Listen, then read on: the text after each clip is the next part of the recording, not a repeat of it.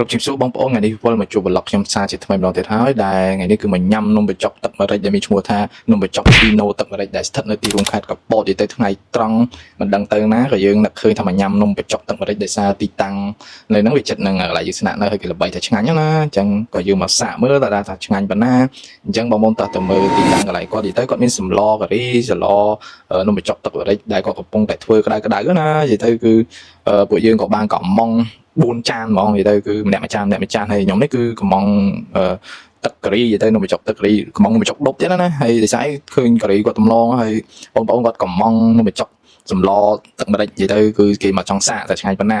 តែក៏ប៉ុន្តែគឺចង់ក្រោយគឺគាត់ឃ្លាននៅសម្លការីរបស់ខ្ញុំដែលខ្ញុំហៅណាស្អីមានសាច់មាន់ហើយនឹងគ្រឿងក្នុងគេណាហើយឆ្ងាញ់ណានិយាយទៅម្ដងជាសម្លរបស់ខ្មែរយើងពីដូនពីតាមកគឺមិនចោលទេគឺនំបញ្ចុកនេះគឺទៅណាក៏ឆ្ងាញ់ដែរញ៉ាំកន្លែងណាក៏ឆ្ងាញ់ដែរនំបញ្ចុករបស់ខ្មែរយើងណាអញ្ចឹងទៅក៏យើងមកសាកទីតាំងកន្លែងគាត់មើលតែឆ្ងាញ់ប៉ុណ្ណាហើយកំពុងតែគាត់រៀបចំថ្មីទៀតក្តៅទៀតគឺឆ្ងាញ់ណាយើងញ៉ាំមកក្តៅអញ្ចឹងណា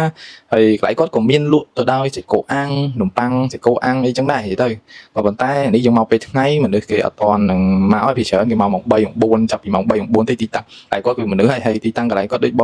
ងឃើញចឹងនៅចិត្តក្បែរជាងភ្នំណាហើយក៏មានទីធ្លាចតឡានចតម៉ូតូអីច្រើនហើយកន្លែងកញ្ចុះគេនឹងក៏ច្រើនដែរហើយមួយនេះកំពុងតែរងចាំនំបញ្ចុកមកហើយបាទគឺមុខមួយឃ្លានហើយម៉ោង2ដល់10ហើយជាងហើយចិត្ត1ហើយអត់បានបាយអញ្ចឹងទៅក៏យើងសោះស្រូបនំបញ្ចុកគាត់តែឃើញនំបញ្ចុកមកមួយតោះចាំការទៀតមកហើយមួយហើយមានបន្លែប្លុកអីដែលយើងដាក់គ្រឿងដាក់ក្រេបន្ថែមណាអំបិលម្ទេសអីហ្នឹងគឺយើងដាក់បន្ថែមទៅហើយចង់បានរសជាតិឬក៏សាបអីអាស្រ័យទៅលើយើងចង់បានណាហើយនំបញ្ចុកគាត់នេះគឺនិយាយទៅគឺតំណងនិយាយទៅហើយគាត់ខាងកន្លែងគាត់មិនអួតទេគឺឆ្ងាញ់មែនហើយពួកយើងបានញ៉ាំវាពិតជាឆ្ងាញ់មែនអញ្ចឹងបងកុំភ្លេចមកសាកនៅកន្លែងគាត់ឈ្មោះថា Eno និយាយទៅអត់បានថតកន្លែងគាត់គឺឈ្មោះគាត់គឺ Eno នំបញ្ចុកហើយនិយាយទៅឆ្ងាញ់មែននំបញ្ចុករបស់គាត់ណាហើយកន្លែងចតឡានចតម៉ូតូអីបងមកសាកអីគឺអត់ខុសបំណងទេគឺឆ្ងាញ់ណាហើយមានអាជីរសឈ្ងុយឈ្ងប់ហ្មងណាហើយបងចង់ញ៉ាំនំប៉័ងសាច់គោអាំងនំបញ្ចុកអីគឺញ៉ាំអាស្រ័យទៅលើបងញ៉ាំចង់ញ៉ាំមួយណាអញ្ចឹងណាហើយបាទថតហើយក៏វគ្គញ៉ាំបដាដែរថ្ងៃហើយអញ្ចឹងយើងធ្វើការសឹកស្រូបនំបញ្ចុកចង់ដឹងថារសជាតិប៉ុណ្ណានេះគឺការីនំបញ្ចុកបាទនេះមួយឃើញខ្ញុំញ៉ាំតំណងដល់អញ្ចឹងកំងការីនំបញ្ចុកវិញខ្ញុំនេះគឺញ៉ាំហើយចំណងដូចចិត្តហ្នឹងចាំការទៀតហើយ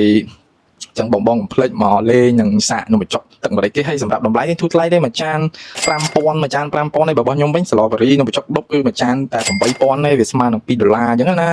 ហើយមួយញ៉ាំហើយនិយាយទៅគឺអត់តន់ឆ្អែតទេនិយាយទៅចេញពីហ្នឹងនិយាយទៅចេញតែពីញ៉ាំកន្លែងនំបញ្ចុកហើយក៏ពួកយើងបានធ្វើដំណើរទៅបន្តកន្លែងផ្សេងទៅញ៉ាំភេសជ្ជៈអីអញ្ចឹងណាហើយវីដេអូអត់មានច្រើនទេពីខ្ញុំទៅគឺមានតែប៉ុណ្្នឹងទេអញ្ចឹងបងប្អូនកុំភ្លេចមកសាកនំបញ្ចុកទឹកម្រេចនៅខេត្តកពតយើងហ្នឹងណាអញ្ចឹងអរគុណច្រើនបងប្អូនជួបគ្នានៅវីដេអូក្រោយទៀតបាយ